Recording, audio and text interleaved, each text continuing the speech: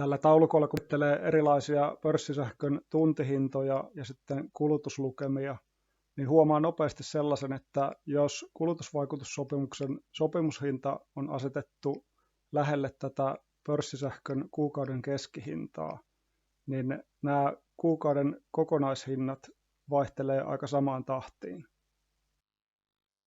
Mulla on tässä nyt taulukkoon valittu ihan satunnaisia tuntihintoja, ja tämä kulutusvaikutussopimuksen sopimushinta 8 senttiä on valittu siten, että se on tämä pörssisähkön kuukauden keskihinta 7,6 senttiä plus tämä pörssisähkön marginaali 0,4 senttiä. Niin tässä voi nyt sitten säätää näitä kulutuslukemia ihan miten haluaa, ja tässä huomataan, että kulutusvaikutussopimuksen kuukausihinta pysyy koko ajan samana kuin pörssisähkösopimuksen kuukausihinta.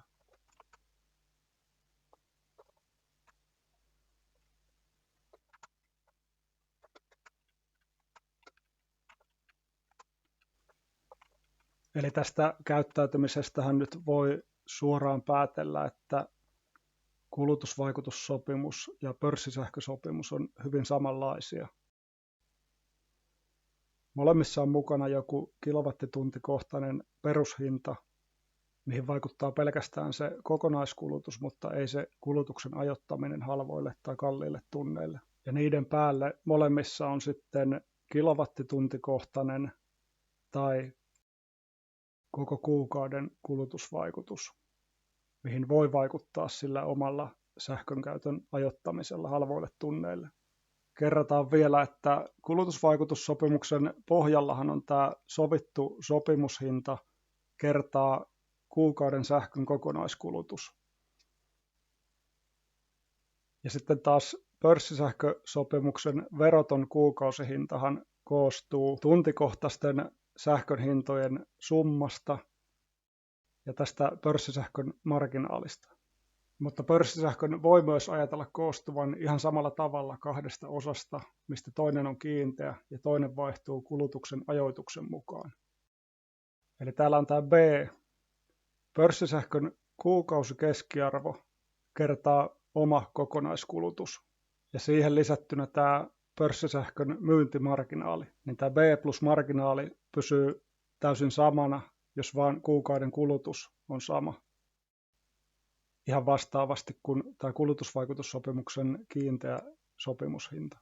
Ja sitten tämä pörssisähkön kiinteän osuuden päälle, kun lisätään kulutusvaikutus, niin saadaan tämä täysin sama pörssisähkön kokonaishinta, mikä on laskettu suoraan näistä tuntihinnoista. Voidaan havainnollistaa tämän kiinteän osuuden pysyminen kiinteänä sekoittamalla noita kulutuksia eri tunneille.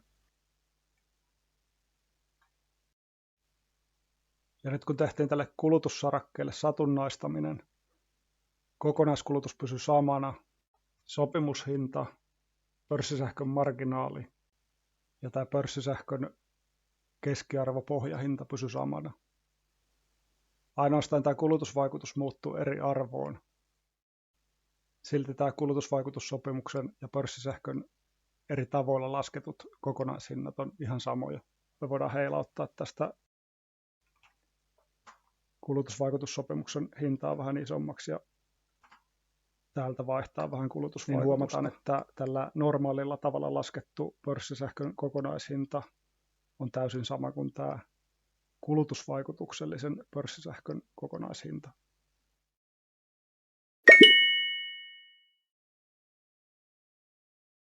Äskeisessä kappaleessa pörssisähkön hinnan muodostuminen muutettiin kulutusvaikutuksellisen sähkön muotoon, eli koostumaan vastaavalla tavalla kiinteästä perusosasta sekä sen päällä olevasta kulutusvaikutuksesta.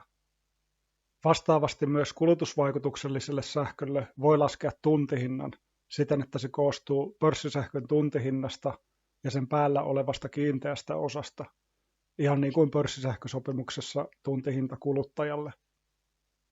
Videosarjan alkupuolella siirryttiin kuukauden sisällä sähkönkulutusta kalliimpien ja halvempien tuntien välillä, ja havaittiin, että kun 1 kilowattitunnin kulutuksen siirtää tunnilta toiselle, muuttuu kuukauden sähkölasku suoraan pörssisähkön tuntihinnan erojen mukaan.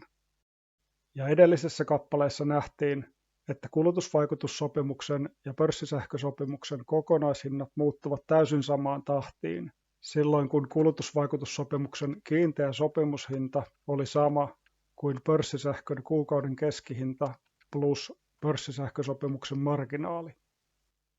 Näillä havainnoilla saadaan ratkaistua laskukaava kulutusvaikutussopimuksen sähkön tuntihinnalle. Pörssisähkön tuntihintaan lisätään kulutusvaikutussopimuksen sopimushinnan ja pörssisähkön kuukauden keskihinnan erotus. Eli loppuosa on siis sama kuin kulutusvaikutussopimuksen kuukausittain vaihtuva marginaali. Erona pörssisähkösopimuksen kiinteään marginaaliin on, että tämän marginaalin tarkka-arvo selviää vasta kuun loputtua, mutta se voi joinakin kuukausina olla myös negatiivinen. Tässä on nyt uusi taulukko, missä näiden sopimusten hinnat lasketaankin pelkästään näiden tuntihintojen perusteella. Ja tämä vanha kulutusvaikutuspohjainen tapa on enää mukana varmistamassa, että tämä tuntihintapohjainen tapa toimii samalla tavalla. Eli tässä kun pörssisähkön markkinahinta on 9,6 senttiä, niin pörssisähkösopimuksen asiakkaalle se maksaa markkinahinnan plus tämän marginaalin. Eli tässä se on tasan 10 senttiä per kilowattitunti. Ja tässä seuraavassa sarakkeessa on nyt käytetty sitä kulutusvaikutussopimuksen tuntihintakaavaa. Eli tuntihintaan lisätään sopimushinnan ja pörssisähkön kuukauden keskihinnan erotus. Eli tämä arvo on siis kulutusvaikutussopimuksen kuukausimarginaali. Eli näillä arvoilla se on ihan sama kuin pörssisähkösopimuksen marginaali. Ja näissä seuraavissa sarakkeissa sitten nämä tuntihinnat on kerrottu tuntikohtaisen kulutuksen määrällä. Eli jos tuntikulutus on 1 kilowattitunti, niin täällä näkyy suoraan nämä tuntihinnat. Näissä erona on, että tässä tuntihinnoissa tämä on sentteinä ja täällä tunnin kokonaissähkönkulutuksen hinnassa tämä on euroina.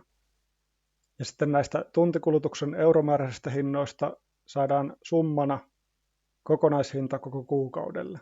Ja tässä näkyy suoraan kulutusvaikutussopimusasiakkaan kuukausihinta.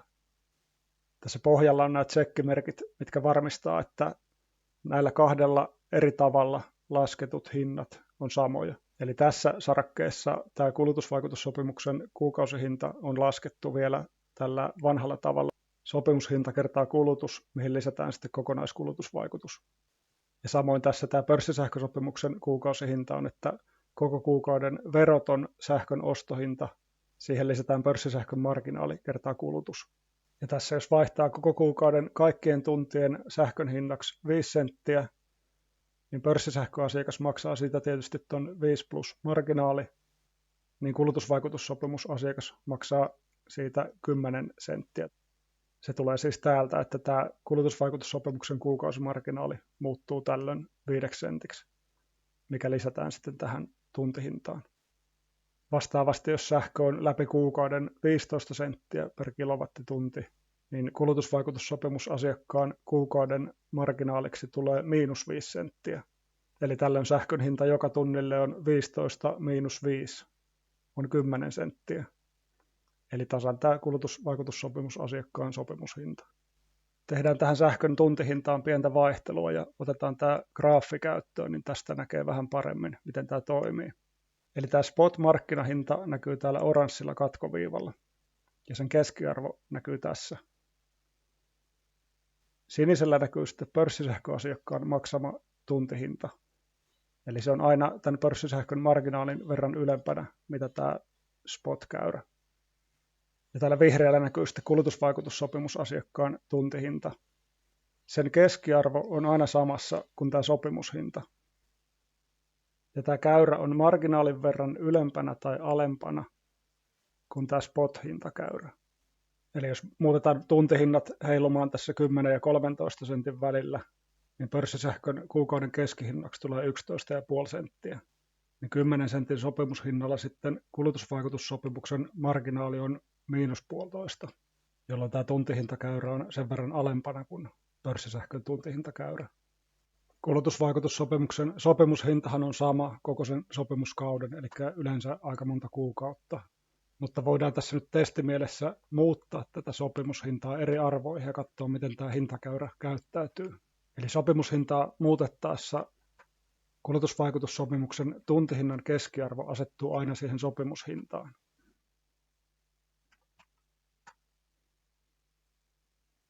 Varmistetaan vielä, että tämä kulutusvaikutussopimuksen tuntihintalaskenta antaa saman tuloksen kuukauden sähkön hinnalle, mitä tämä kulutusvaikutuspohjainen laskenta. Eli mä oon laittanut tänne nyt ihan satunnaisia tuntihintoja koko kuukaudelle ja samoin ihan satunnaisia kulutuksia.